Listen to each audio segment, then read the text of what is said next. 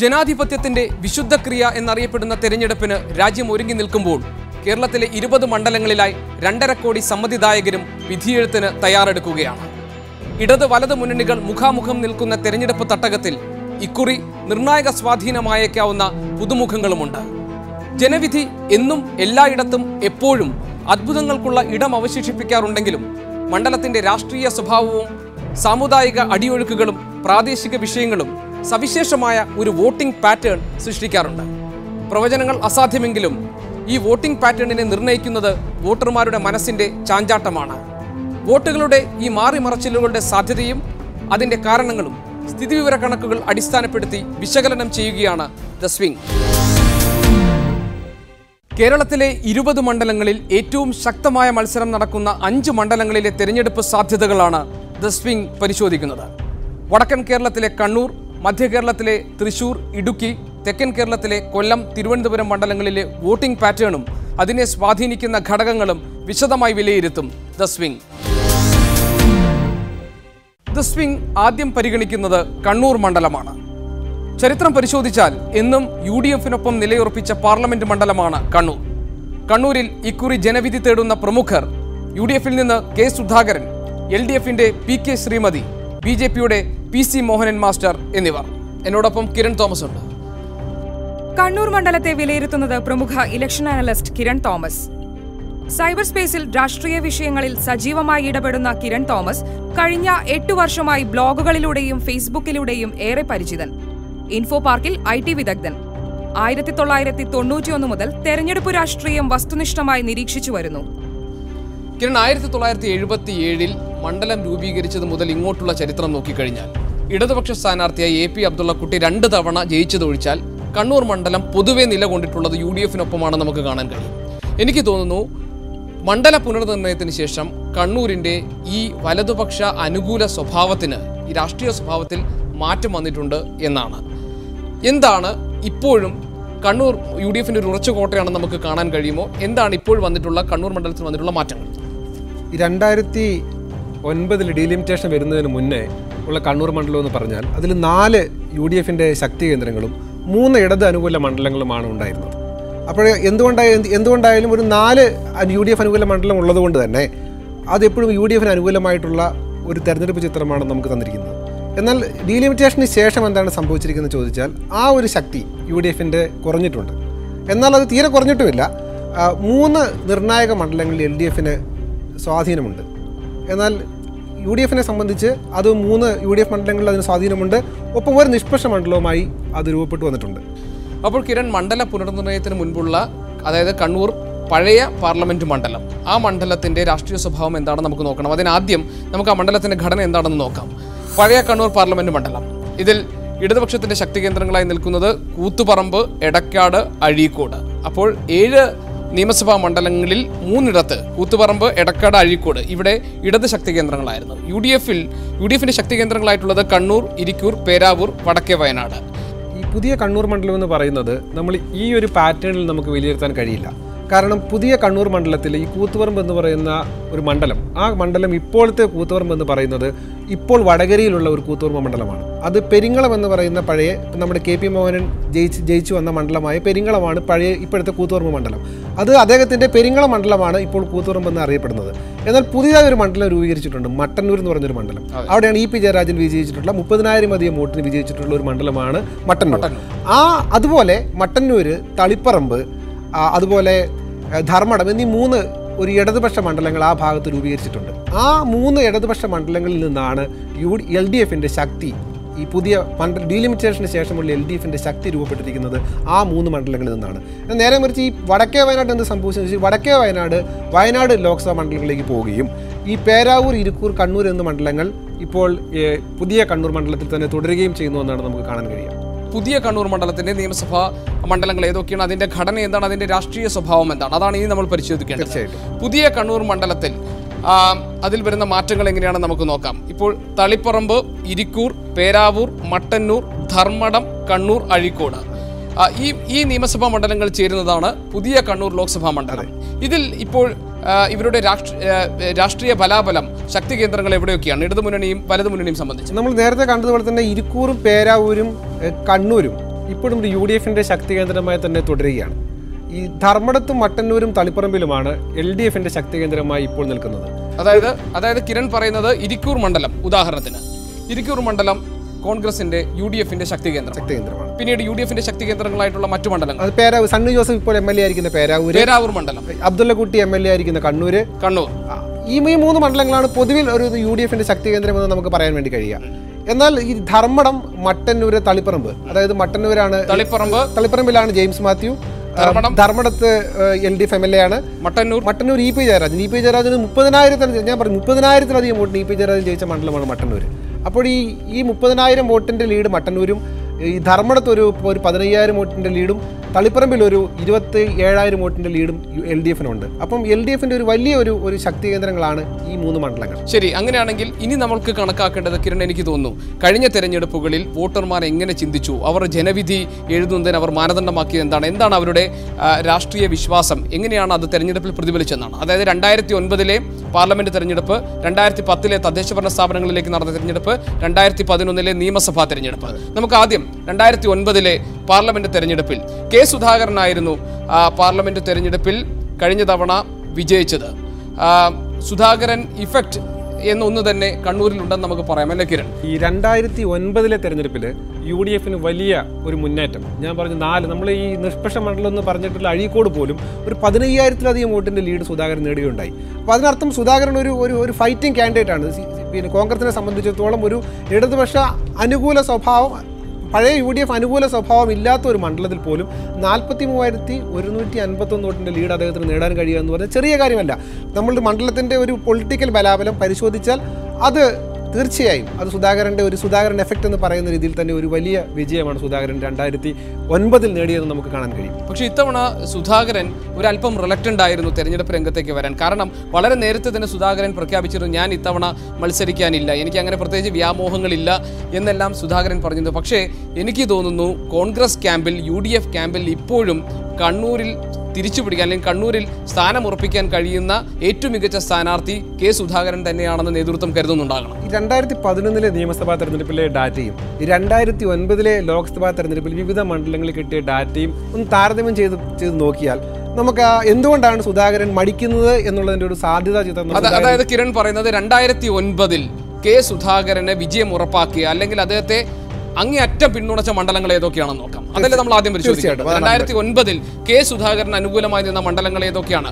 അഴീക്കോട്, അവിടെ സുധാകരൻ ലീഡ് 15,299. കണ്ണൂർ മണ്ഡലത്തിൽ 15,706 സുധാകരന്റെ ലീഡ്. പേരാവൂരിൽ 19,000. ഇരിക്കൂർ നോക്കൂ, ഇരിക്കൂറിലും വലിയ മുന്നേറ്റമാണ് സുധാകരൻ. ഇരിക്കൂർ 28,117. അതായത് UDF-ന്റെ ശക്തി കേന്ദ്രങ്ങളായിട്ടുള്ള പേരാവൂരും ഇരിക്കൂറും സുധാകരന് പിന്നിൽ അടിയുറച്ചു നിന്നു. ഒപ്പം കണ്ണൂർ മണ്ഡലത്തിൽ സുധാകരൻ നിർണായകമായ ലീഡ് നേടി. അതുപോലെ തന്നെ നിഷ്പക്ഷ മണ്ഡലമെന്ന് നമ്മൾ നേരത്തെ വിലയിരുത്തിയ അഴീക്കോടിലും സുധാകരന് 15,000 വോട്ടിന് ലീഡുണ്ട്. അപ്പോൾ സുധാകരന്റെ ലീഡ് കഴിഞ്ഞ 2009-ലെ പാർലമെന്റ് തെരഞ്ഞെടുപ്പിൽ 43,151. ഈ ലീഡ് സുധാകരന് നേടാൻ കഴിഞ്ഞത് നമ്മൾ നേരത്തെ പറഞ്ഞ UDF-ന്റെ ശക്തി കേന്ദ്രങ്ങളായ മണ്ഡലങ്ങളിൽ സുധാകരന് ഉണ്ടാക്കാൻ പറ്റിയിട്ടുള്ള സ്വാധീനം, അദ്ദേഹത്തിന്റെ പാർട്ടിക്ക് ഉണ്ടാക്കാൻ പറ്റിയിട്ടുള്ള വേരോട്ടം. തീർച്ചയായിട്ടും റൈറ്റ്. LDF-ന് വേണ്ടി നിന്ന KK രാഗേഷിനെ എങ്ങനെയാണ് ജനം 2009-ൽ വിധി എഴുതിയതെന്ന് നോക്കാം. അപ്പോഴാണ് സുധാകരൻ ഇഫക്റ്റ് എത്രത്തോളം കണ്ണൂരിൽ വർക്ക് ചെയ്തു എന്ന കാര്യത്തിൽ നമുക്ക് നിഗമനത്തിലെത്താൻ കഴിയുക. KK രാഗേഷ് 2009-ലെ ഇടതുമുന്നണി സ്ഥാനാർത്ഥി. രാഗേഷിന് അനുകൂലമായി നിന്ന മണ്ഡലം ഒന്ന് ധർമ്മടം. 7,815 രാഗേഷിന്റെ ലീഡ്. സുധാകരൻ മറ്റ് UDF അനുകൂല മണ്ഡലങ്ങളിലും നിഷ്പക്ഷ മണ്ഡലങ്ങളിലും നേടിയ വലിയ മുന്നേറ്റം, ആ വലിയ മുന്നേറ്റത്തെ അതിജീവിക്കാൻ അദ്ദേഹത്തിന് മറ്റ് 2 ഇടതുപക്ഷ മണ്ഡലങ്ങളിൽ കഴിഞ്ഞില്ല എന്നുള്ളതാണ് കഴിഞ്ഞ തെരഞ്ഞെടുപ്പിൽ രാഗേഷിന്റെ പരാജയത്തിന് കാരണമായത്. അതായത് UDF അനുകൂലമായ മണ്ഡലങ്ങളിൽ സുധാകരന് കിട്ടിയ അത്രയും വലിയ ഭൂരിപക്ഷം, അത്രയും വലിയ ലീഡ് നില ഇടതുപക്ഷ അനുകൂല മണ്ഡലങ്ങളിൽ നേടാൻ KK രാഗേഷിന് കഴിഞ്ഞില്ല. സ്വാഭാവികം. മട്ടന്നൂരിൽ 13,647. EP ജയരാജൻ 30,000 വോട്ടിന്റെ ലീഡ് നേടിയ മണ്ഡലമാണ് മട്ടന്നൂര്. അവിടെ KK രാഗേഷിന് ലഭിച്ചത് കേവലം 13,647 ഭൂരിപക്ഷം. പക്ഷേ ആ ലീഡ് ഇവിടെ മറികടക്കാൻ രാഗേഷിന് കഴിയാതെ പോയത് മട്ടന്നൂർ മണ്ഡലം അതിന്റെ തനത് ഇടതു സ്വഭാവം കാട്ടിയില്ല എന്നുള്ളതുകൊണ്ട് തന്നെയാണെന്ന് നമുക്ക് മനസ്സിലാക്കേണ്ടത്. പക്ഷെ അങ്ങനെയാണെങ്കിൽ അതിന്റെ കാരണങ്ങൾ കൂടി നമ്മൾ പരിശോധിക്കേണ്ടതില്ലേ? മട്ടന്നൂർ മണ്ഡലത്തിന്റെ ഇടതു സ്വഭാവം പ്രകടമാകാതിരുന്നതിന് KK രാഗേഷ് എന്ന സ്ഥാനാർത്ഥി കാരണമായിട്ടുണ്ടാകും. KK രാഗേഷ് താരതമ്യേന നമുക്കറിയാം, KK രാഗേഷ് ഒരു SFI ദേശീയ നേതാവായിരുന്നു. അദ്ദേഹം മണ്ഡലത്തിൽ അത്ര സുപരിചിതർ. കണ്ണൂർ എന്ന കാര്യം നമുക്കറിയാം. കണ്ണൂരെ നേതാക്കന്മാരെല്ലാവരും താഴെ തട്ടിൽ നിന്ന് വളർന്നു വന്ന് ബിൽഡപ്പ് ചെയ്യുന്ന നേതാക്കന്മാരാണ്. അപ്പോൾ നാച്ചുറൽ സുധാകരനാണെങ്കിൽ തന്നെ താഴെ തട്ടിൽ നിന്ന് ഉയർന്നു വന്നിട്ടുള്ള മണ്ഡലങ്ങളിൽ മുഴുവൻ നിറഞ്ഞു നിൽക്കുന്ന സ്വാധീനമുള്ള നേതാവാണ് സുധാകരൻ. അപ്പം സുധാകരനെ പോലെ ഒരാൾക്ക് മുന്നിലേക്ക് നിർത്താൻ പറ്റിയ ഒരു കാൻഡിഡേറ്റ് ആയിരുന്നില്ല KK രാഗേഷ് എന്ന് എനിക്ക് തോന്നുന്നു. LDF നേതൃത്വം തന്നെ അത്തരത്തിലുള്ള നിഗമനത്തിൽ എത്തിയിട്ടുണ്ടെന്നാണ് ഞാൻ മനസ്സിലാക്കുന്നത്. ധർമ്മടവും മട്ടന്നൂരും കണ്ടു. അതുപോലെ തന്നെ ഇടതുപക്ഷ ശക്തി കേന്ദ്രമാണ് തളിപ്പറമ്പ്. അവിടെയും 13,589 KK രാഗേഷ് നേടാൻ കഴിഞ്ഞ ലീഡ് കഴിഞ്ഞത്. അത് ജെയിംസ് മാത്യു ആ ലീഡ് വലിയ 27,000-ത്തിനടുത്ത് ലീഡാക്കിയിട്ടുണ്ട് കഴിഞ്ഞ നിയമസഭാ തെരഞ്ഞെടുപ്പിൽ. അപ്പം എന്താണെന്ന് വെച്ചാൽ മറ്റൊരു ഫാക്ടർ കൂടി ഇതിനകത്ത് പ്രധാനമായും വന്നിരിക്കുന്നത് എന്താണെന്ന് ചോദിച്ചാൽ ഈ ലാവ്ലിൻ കേസ്, മദനി ബന്ധം, അതുപോലെ തന്നെ CPM-ലെ വിഭാഗീയത, ഇത്തരം വിഷയങ്ങൾ കൂടി CPM രാഷ്ട്രീയത്തിൻ്റെ വോട്ടിംഗ് പാറ്റേണെ കഴിഞ്ഞ ലോക്സഭാ തെരഞ്ഞെടുപ്പിൽ സ്വാധീനിച്ചു എന്ന് തന്നെ വേണം ഈ 3 മണ്ഡലങ്ങളിലെ ഫലങ്ങളിൽ നിന്ന് നമുക്ക് മനസ്സിലാക്കാൻ. കഴിഞ്ഞ നിയമസഭാ തെരഞ്ഞെടുപ്പ്, കഴിഞ്ഞ പഞ്ചായത്ത് തെരഞ്ഞെടുപ്പ്, പുതിയ വോട്ടർമാർ, പുതിയ പാർട്ടികൾ, ഇതെല്ലാം കണ്ണൂർ മണ്ഡലത്തിന്റെ വിധിയെഴുത്തിനെ എങ്ങനെ സ്വാധീനിക്കും? ദ സ്വിംഗ് തിരിച്ചു വരും ചെറിയ ഇടവേളയ്ക്ക് ശേഷം. വലിയ മുന്നേറ്റമാണ് സുധാകരൻ. നിങ്ങൾ നോക്കൂ, പിന്നെ UDF-ന്റെ ശക്തി കേന്ദ്രങ്ങളായ മണ്ഡലങ്ങളിൽ സുധാകരൻ 2009 നേടിയ ലീഡ് 2011 UDF-ന് ആവർത്തിക്കാൻ കഴിഞ്ഞിട്ടില്ല.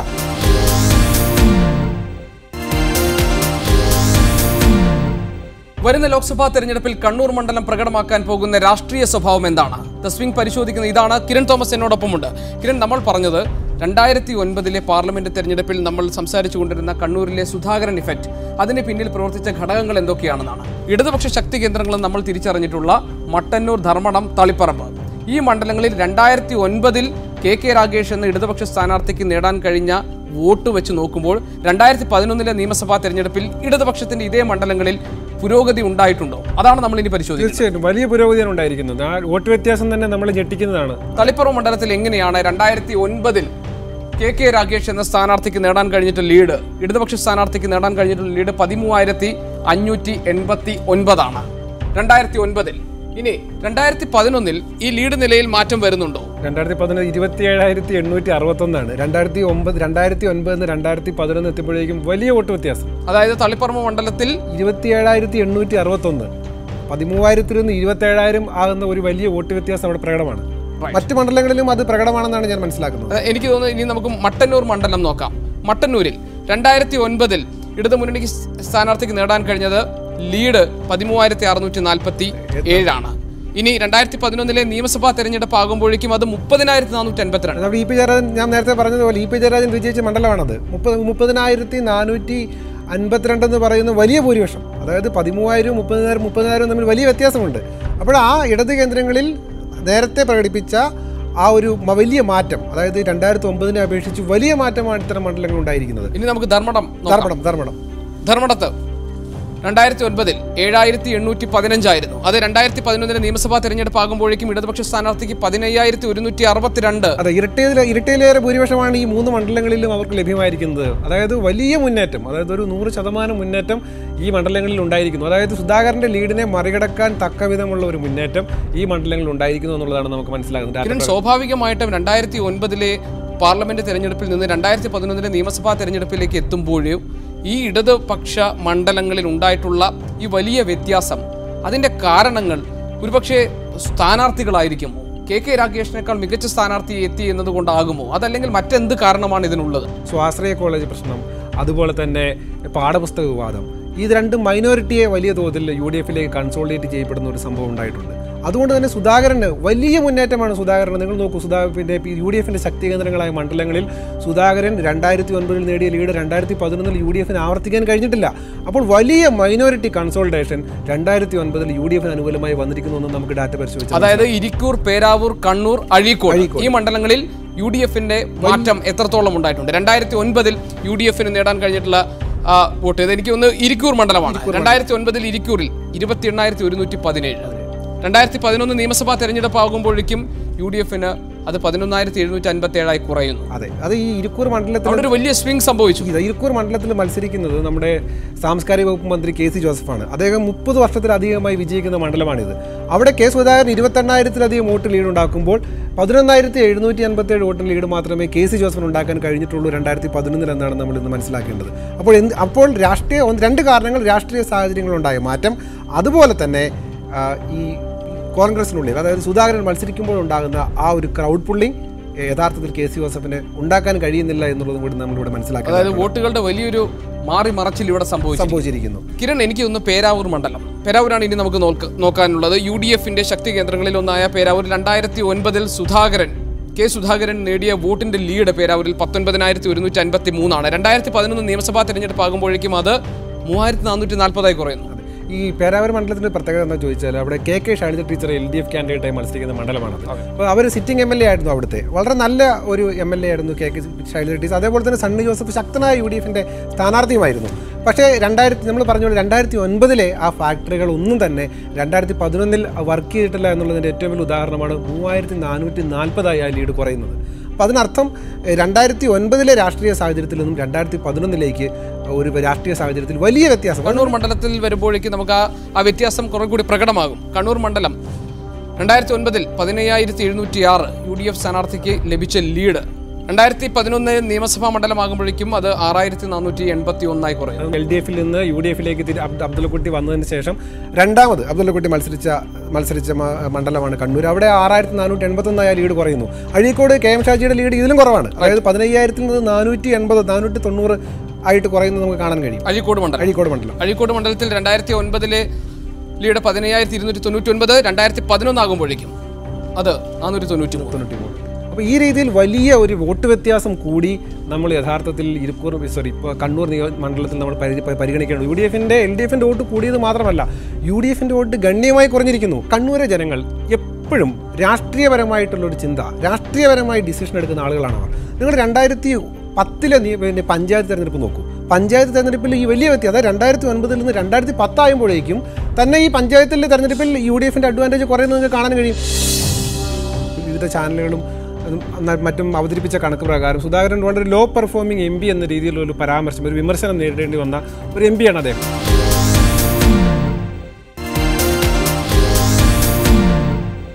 കിരൺ, 2009 കണ്ണൂർ പാർലമെന്റ് മണ്ഡലത്തിൽ ഉണ്ടായിട്ടുള്ള വോട്ടിംഗ് പാറ്റേണും 2011 ആ വോട്ടിംഗ് പാറ്റേണിൽ വന്നിട്ടുള്ള മാറ്റങ്ങളും അതിൻ്റെ രാഷ്ട്രീയ കാരണങ്ങളും നമ്മൾ നോക്കി. എനിക്ക് തോന്നുന്നു ഈ ഒരു രാഷ്ട്രീയ ചിത്രം, ഈ സ്വിംഗ് എത്രത്തോളം എങ്ങനെ പ്രതിഫലിക്കുന്നു എന്ന് കൃത്യമായി മനസ്സിലാക്കണമെങ്കിൽ 2010 പഞ്ചായത്ത് തെരഞ്ഞെടുപ്പ് ഫലം കൂടി നമ്മൾ പരിശോധിക്കേണ്ടി വരും. തീർച്ചയായിട്ടും 2010 പഞ്ചായത്ത് തെരഞ്ഞെടുപ്പ് ഫലം നോക്കിയാൽ 2010 ഇപ്പോൾ തളിപ്പറമ്പ് മണ്ഡലത്തിൽ വരുന്ന പഞ്ചായത്തുകളിൽ ഇടതുമുന്നണിയുടെ ശക്തി പ്രകടമായ കുറുമാത്തൂർ, കുറ്റിയാട്ടൂർ, മലപ്പട്ടം, മയ്യിൽ, പരിയാരം. UDFന്റെ ശക്തി ഉണ്ടായിരുന്നത് ചപ്പാരപ്പടവ്, കൊളച്ചേരി. നമ്മൾ 2009 ഉണ്ടായിരിക്കുന്ന UDF അനുകൂല തരംഗം 2010 ആയപ്പോൾ തന്നെ അത് കുറഞ്ഞു വന്നുള്ളതാണ്. ഈ പഞ്ചായത്തുകളെല്ലാം തന്നെ വീണ്ടും LDFന്റെ സ്വാധീനത്തിലേക്ക് മടങ്ങി വരികയും അതിൻ്റെ ഒരു അടുത്ത സ്റ്റെപ്പിലേക്ക്, അതായത് അതിനുശേഷം 2011 ഉണ്ടായിട്ടുള്ള രാഷ്ട്രീയ വിഷയം, ഐസ്ക്രീം ബാറിലെ വിഷയം, ബാലകൃഷ്ണൻ പിള്ളയുടെ ജയിൽവാസം അടക്കമുള്ള വിഷയങ്ങൾ വീണ്ടും രാഷ്ട്രീയ വോട്ടർമാരെ അവരുടെ രാഷ്ട്രീയ ബോധത്തെ വീണ്ടും പെട്ടെന്ന് അതൊരു കാറ്റലിസ്റ്റായി മാറുകയാണ്. പൊളിറ്റിക്കലി സെൻസിറ്റീവ് ആയതുകൊണ്ട് തന്നെ പെട്ടെന്നുണ്ടാകുന്ന രാഷ്ട്രീയ വിഷയങ്ങളിൽ ഇവരുടെ തീരുമാനങ്ങളിൽ മാറ്റം വരുത്തുന്നു വോട്ടറെ സംബന്ധിച്ച്. ഇവിടെ ഇരിക്കൂരിൽ നമുക്കറിയാമല്ലോ, ഇത് നമുക്കൊരു UDFന്റെ ശക്തി കേന്ദ്രമായ സ്ഥലമാണ്. അവിടെ UDF അവരുടെ മേൽക്കൈ നിലനിർത്തിയിട്ടുണ്ട്. അതെ, എരുവശി, ഇരിക്കൂർ, പയ്യാവൂർ, ആലക്കോട്, നടുവിൽ, ഉദയഗിരി, ഉളിക്കൽ ഈ പഞ്ചായത്തുകളിൽ UDFന്റെ ശക്തി കേന്ദ്രമായ മണ്ഡലമാണ്. അതുകൊണ്ട് തന്നെ സ്വാഭാവികമായി അവിടുത്തെ പഞ്ചായത്തുകൾ ആ രീതിയിൽ റിഫ്ലക്ട് ചെയ്യും. കാരണം നമുക്കറിയാമല്ലോ, 2009 28,000 വോട്ടിന് ലീഡുള്ള പഞ്ചായത്താണ്. 2010 ആകുമ്പോഴേക്കും ആ മണ്ഡലങ്ങളിൽ അത്തരം റിഫ്ലക്ഷൻസ് ആരംഭിച്ച് തുടങ്ങുന്നതേ ഉള്ളൂ. പക്ഷേ 2011 അവിടെ ലീഡ് നില കാര്യമായി കുറഞ്ഞിരുന്നു. ഇനി അഴീക്കോട് മണ്ഡലമാണ്. ഇവിടെ ബലാബലമാണ്. അതായത് കൃത്യമായി നമുക്കറിയാം 15,000 എന്നത് 493 മണ്ഡലമാണിത്. അവിടെ നോക്കൂ നിങ്ങൾ, 4 മണ്ഡലം LDFലേക്ക് അപ്പം തന്നെ ചാഞ്ഞു കഴിഞ്ഞിരുന്നു. പിന്നെ KM ഷാജി മത്സരിക്കാൻ വരുമ്പോൾ ആ സിറ്റുവേഷൻ വീണ്ടും മാറുകയാണ്. അതായത് ചെറിയ ഭൂരിപക്ഷമാണ് അഴീക്കോടുള്ളത്. ആ അഴീക്കോടുള്ള ഭൂരിപക്ഷം കൃത്യമായി 2011 അത് വീണ്ടും മാറി. അതായത് LDFന് ഉണ്ടായിട്ടുള്ള മേൽക്കൈ 2010 ഉണ്ടായ മേൽക്കൈ 2011 KM ഷാജി നേരിയ ഭൂരിപക്ഷത്തിൽ KM ഷാജി കൈവശപ്പെടുത്തുന്നതാണ് അഴീക്കോട് നമുക്ക് കാണാൻ കഴിയുന്നത്. അതുപോലെ തന്നെയാണ് UDFന്റെ ശക്തി കേന്ദ്രമായ മറ്റൊരു മണ്ഡലം കണ്ണൂർ. ചേലോറ, എളയാവൂർ, മുണ്ടേരി 3 ഇടങ്ങളിൽ. ഇതിവിടെ ഒരു വ്യത്യാസം വരുന്നത് കണ്ണൂർ നഗരസഭ ഇതിനുള്ളിൽ വരുന്നതാണ്. അപ്പോൾ നഗരസഭയിലെ വോട്ടിംഗ് വലിയൊരു വോട്ടിംഗ് പാറ്റേൺ നഗരസഭയിൽ വ്യത്യാസം വരും. ആ നഗരത്തിൽ നിന്നുള്ള വോട്ട് കൂടി ആകുമ്പോഴാണ് അബ്ദുള്ളക്കുട്ടി യഥാർത്ഥത്തിൽ 2011 വലിയ വിജയം നേടുന്നത്. അതുപോലെ തന്നെ ധർമ്മടമാണ്. അതായത് ഇടതുപക്ഷത്തിന് മുൻതൂക്കമുള്ള ധർമ്മടം സ്വാഭാവികമായി അഞ്ചരക്കണ്ടി, ചേമ്പിലോട്, മുഴപ്പിലങ്ങാട്, പെരളശ്ശേരി, ധർമ്മടം, പിണറായി, വെങ്ങാട്. നമുക്കറിയാം 2011 അത് 15 ഇരട്ടിയിലധികം വോട്ടായി മാറിക്കഴിഞ്ഞ പഞ്ചായത്ത് പ്രദേശമാണിത്. അതിന്റെ സ്വഭാവം സ്വാഭാവികമായി പഞ്ചായത്തുകൾ കാണിച്ചു തുടങ്ങിയിരിക്കുന്നതാണ് 2010 ആയപ്പോഴേക്കും കാണിച്ചു തുടങ്ങി. കാരണം ഇടതുപക്ഷത്ത് നിന്ന് പോയ വോട്ടുകൾ 2010 ആയപ്പോഴേക്കും വന്നു തുടങ്ങിയിരിക്കുന്നു ഇടതുപക്ഷത്തേക്ക്. വോട്ടർമാരുടെ മനസ്സിൽ ആ മാറ്റം പ്രകടമാണ്, റിഫ്ലക്ട് ചെയ്ത് തുടങ്ങിയിരിക്കുന്നത്. ഇനി നമുക്ക് മട്ടന്നൂർ നോക്കാം. മട്ടന്നൂർ നമ്മൾ ഇതിനകത്ത് പ്രത്യേകത വെച്ചാൽ മട്ടന്നൂർ നഗരസഭയിൽ തെരഞ്ഞെടുപ്പ് നടന്നിട്ടുണ്ടായിരുന്നില്ല. അതുകൊണ്ട് തന്നെ അതല്ലാതെ തന്നെ നമുക്ക് കൃത്യമായി മട്ടന്നൂരും ആ ഇടത് സ്വഭാവം വളരെ വ്യക്തമാണ്. മട്ടന്നൂരും അടുത്തത് പേരാവൂരാണ്. പേരാവൂർ നമുക്കറിയാം. പേരാവൂർ നാച്ചുറലായിട്ട് 18,000 വോട്ട് സുധാകരൻ ലീഡ് നേടിയ മണ്ഡലമാണ്. അതുകൊണ്ട് തന്നെ പേരാവൂരിലും ആ റിഫ്ലക്ഷൻ നമുക്കറിയാം. പേരാവൂരിൽ 3440 വോട്ടിന് ലീഡ് മാത്രമാണ് പേരാവൂർ ലഭിച്ചിരിക്കുന്നത്. അപ്പോൾ അതുകൊണ്ട് തന്നെ ആ റിഫ്ലക്ഷൻ ഇതിൽ നിന്ന് തന്നെ നമുക്ക് വ്യക്തമാണ്. അപ്പോൾ കിരൺ, നമുക്ക് മനസ്സിലാക്കിയെടുക്കേണ്ടത് 2009 വോട്ടിംഗ് പാറ്റേണുമായി നോക്കുമ്പോൾ 2011 എത്തുമ്പോഴേക്കും വലിയ മാറ്റം കണ്ണൂരിലെ രാഷ്ട്രീയ ചിത്രത്തിൽ വരുന്നു. അപ്പോൾ രാഷ്ട്രീയമായി ചിന്തിക്കുന്ന വോട്ടർമാരാണ് കണ്ണൂർ മണ്ഡലത്തിൽ കൂടുതലായി ഉള്ളത് എന്ന നിഗമനത്തിലേക്ക് നമുക്ക് ഈ കണക്കുകളുടെ അടിസ്ഥാനത്തിൽ എത്താം. അതുകൊണ്ടാണ് മണ്ഡല പുനർനിർണയത്തിന് മുൻപ് ശക്തി കേന്ദ്രങ്ങളായിരുന്നു. അവിടെ ഒരു UDFന് സ്വാധീനമുള്ള മേഖലകൾ കൂടുതലായിരുന്നുവെങ്കിൽ മണ്ഡല പുനർനിർണയത്തിന് ശേഷം ഇരു മുന്നണികൾക്കും ഒരുപോലെ ശക്തിയുള്ള മണ്ഡലമായി കണ്ണൂർ മാറുന്നു. കണ്ണൂരിൽ അതുകൊണ്ട് തന്നെ ഈ വരുന്ന ലോക്സഭാ തെരഞ്ഞെടുപ്പിൽ വളരെ ശക്തിയേറിയ വാശിയേറിയ പോരാട്ടം ഉണ്ടാകുമെന്ന് ഉറപ്പാണ്. സുധാകരൻ ഇഫക്റ്റ് എന്ന് പറയുന്നത് ഈ തെരഞ്ഞെടുപ്പിൽ വലിയ രീതിയിൽ ഉണ്ടാകാൻ കഴിയില്ല എന്നല്ലേ ഒരു അനുമാനത്തിലേക്ക് നമ്മൾ എത്തേണ്ടത്? സുധാകരൻ ഈ തെരഞ്ഞെടുപ്പിൽ മത്സരിക്കുന്നില്ല എന്നൊരു നിലപാട് സുധാകരൻ സ്വീകരിച്ചിരുന്നു. അതായത് സുധാകരൻ്റെ ലോക്സഭയിലെ പ്രകടനം അതിനെക്കുറിച്ച് നമ്മുടെ ഒരു കണക്ക് പരിശോധിച്ചാൽ വിവിധ ചാനലുകളും മറ്റും അവതരിപ്പിച്ച കണക്ക് പ്രകാരം സുധാകരൻ വളരെ ലോ പെർഫോമിംഗ് MP എന്ന രീതിയിലുള്ള ഒരു പരാമർശം, ഒരു വിമർശനം നേരിടേണ്ടി വന്ന ഒരു MP ആണ് അദ്ദേഹം. സുധാകരൻ്റെ മുകളിൽ വലിയൊരു പ്രഷർ, മത്സരിക്കാൻ വേണ്ടിയിട്ടുള്ള വലിയൊരു പ്രഷർ സുധാകരൻ്റെ മുകളിലുണ്ട്. അദ്ദേഹം ഇത്തവണ മത്സരിക്കുന്നത് പൂർണ്ണ മനസ്സോടുകൂടിയല്ല. പക്ഷേ മണ്ഡലത്തിന് കോൺഗ്രസിനെ സംബന്ധിച്ചിടത്തോളം സുധാകരൻ അനിവാര്യ ഘടകമാണെന്നുള്ളത് വസ്തുതയാണ്. കിരൺ, ഇതുവരെ നമ്മൾ സ്ഥിതിവിവര കണക്കുകൾ അടിസ്ഥാനപ്പെടുത്തിയാണ് കാര്യങ്ങൾ മനസ്സിലാക്കിയത്. പക്ഷേ തെരഞ്ഞെടുപ്പിനെ സംബന്ധിച്ച് വിധി നിർണ്ണയത്തെ സ്വാധീനിക്കുന്ന മറ്റൊരുപാട് ഘടകങ്ങളുണ്ട്. നമുക്ക് വേണമെങ്കിൽ ദ അതർ ഫാക്ടേഴ്സ് എന്ന് നമുക്ക് പറയാവുന്ന ഒരുപാട് ഘടകങ്ങളുണ്ട്. അതിലൊന്നാണ് പുതിയ വോട്ടർമാരുണ്ടാകുന്നുണ്ട് കണ്ണൂർ മണ്ഡലത്തിൽ. നമുക്ക് വേണമെങ്കിൽ അവരെ ന്യൂ ജനറേഷൻ വോട്ടേഴ്സ് എന്ന് പറയാം. അവരുണ്ട്. സ്ത്രീകളുടെ വോട്ടുകൾ നിർണായകമാകില്ല ഈ തെരഞ്ഞെടുപ്പിൽ. അല്ല, ഇത് ഇത്തവണ LDFിൻ്റെ ഒരു കാൻഡിഡേറ്റ് PK ശ്രീമതി, നമ്മൾ KK രാഗേഷിനേക്കാളും വളരെ നല്ലൊരു കാൻഡിഡേറ്റ് ആണ് PK ശ്രീമതി. അവർ ആരോഗ്യമന്ത്രി എന്ന നിലയിൽ വലിയ രീതിയിലുള്ള മുന്നേറ്റം ഇടതുപക്ഷ ഗവൺമെൻറ്റിൻ്റെ കാലത്ത് ഉണ്ടാക്കിയിട്ടുള്ള ഒരു വ്യക്തിയാണ്. അതിൻ്റെ ഒരു ഗുണഫലങ്ങളൊക്കെ കണ്ണൂർ മണ്ഡലത്തിൽ പ്രകടവുമാണ്. നമ്മൾ പ്രൈമറി ഹെൽത്ത് സെൻ്റർ ആയാലും ജില്ലാ ആശുപത്രി ആയാലും ഒക്കെ വലിയ തോതിൽ അതിലൊരു മുന്നേറ്റം ഉണ്ടാക്കാൻ അവർക്ക് കഴിഞ്ഞിട്ടുണ്ട്.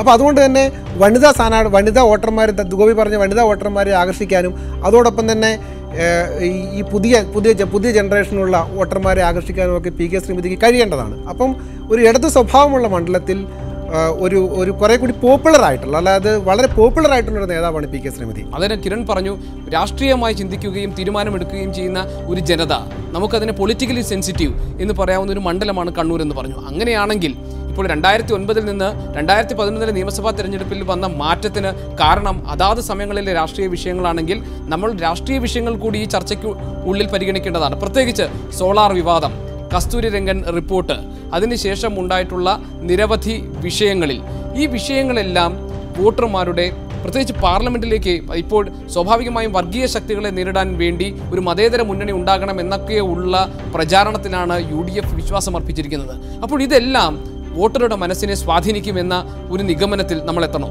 തീർച്ചയായിട്ടും പല വിഷയങ്ങളും പ്രധാനപ്പെട്ട വിഷയമാണ്. അതിൽ 2-3 വിഷയങ്ങൾ ഗോപി പറഞ്ഞത്, ഈ കസ്തൂരി രംഗൻ കമ്മിറ്റി റിപ്പോർട്ട് UDFിൻ്റെ ശക്തി കേന്ദ്രങ്ങളിലാണ് കസ്തൂരി രംഗൻ കമ്മിറ്റി റിപ്പോർട്ട് ബാധിക്കുന്ന പ്രദേശങ്ങളുള്ളത്. അത് തീർച്ചയായിട്ടും കെ സുധാകരൻ്റെ വിജയസാധ്യതയെ ബാധിക്കാനുള്ള സാധ്യത ഞാൻ കാണുന്നു. അതുപോലെ തന്നെ CPMനെ സംബന്ധിച്ച് രാഷ്ട്രീയ കൊലപാതകങ്ങൾ, അത് TP വധത്തിലേക്കാൾ ഉപരി ഈ മുസ്ലിം സമുദായവുമായി ബന്ധപ്പെട്ടുകൊണ്ട് ഫസൽ വധം, ഷുക്കൂർ വധം തുടങ്ങിയ വിഷയങ്ങൾ നമുക്കറിയാം. മട്ടന്നൂരിലെ നഗരസഭയിലെ തെരഞ്ഞെടുപ്പിലെ ഫലം നിങ്ങൾ പരിശോധിച്ചാൽ CPM ജസ്റ്റ് വിജയിക്കുന്ന ഒരു സാഹചര്യമാണ് അവിടെ ഉണ്ടായിരുന്നത്.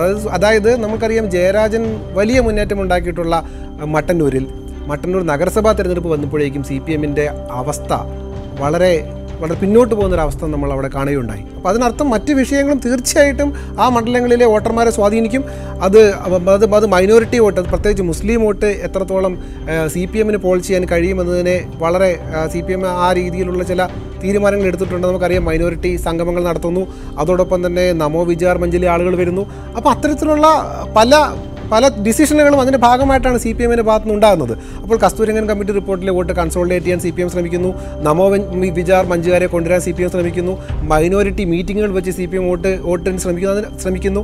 അതിൻ്റെയൊക്കെ കാരണം 2009 സംഭവിച്ച പാകപ്പിഴകളെ തിരുത്തിക്കൊണ്ട് 2014 ആകുമ്പോഴേക്കും തങ്ങൾക്ക് അനുകൂലമായിട്ടുള്ളൊരു മാറ്റം ഉണ്ടാക്കാനുള്ള ശ്രമമാണ് ഇടതുപക്ഷത്തിൻ്റെ ഭാഗത്തുനിന്ന് ഉണ്ടാകുന്നത്. അപ്പോൾ ഈ മാറ്റങ്ങളെല്ലാം നമ്മളൊരു രീതിയിൽ പരിഗണിച്ചാൽ ഇടതുപക്ഷത്തേക്കുള്ളൊരു മാറ്റമാണ് യഥാർത്ഥത്തിൽ നമുക്കവിടെ കാണാൻ കഴിയുക. അപ്പോൾ അതിനെ എങ്ങനെയാണ് കെ സുധാകരൻ എന്ന് പറയുന്ന ക്രൗഡ് പുള്ളർ അതിജീവിക്കുന്നു എന്നുള്ളതിനെ അടിസ്ഥാനപ്പെടുത്തിയായിരിക്കും കണ്ണൂരെ ഫലം വരിക എന്നാണ് ഞാൻ കരുതുന്നത്. 2009 നിന്ന് 2011 എത്തുമ്പോൾ, അതായത് 3 തെരഞ്ഞെടുപ്പുകൾ കഴിയുമ്പോഴേക്കും കണ്ണൂരിലെ വോട്ടർമാർ എത്രത്തോളം മാറി ചിന്തിച്ചു, എത്രത്തോളം അവർ രാഷ്ട്രീയ വിഷയങ്ങളോട് പ്രതികരിച്ചു എന്നതാണ് കണ്ണൂർ മണ്ഡലത്തെ കേരളത്തിലെ മറ്റ് 19 മണ്ഡലങ്ങളിൽ നിന്ന് വ്യത്യസ്തമാക്കുന്നത്. അതുകൊണ്ട് തന്നെ കണ്ണൂർ മണ്ഡലത്തിലെ ജനവിധിയെ സംബന്ധിച്ച് ഒരു പ്രവചനം അസാധ്യമാണ്.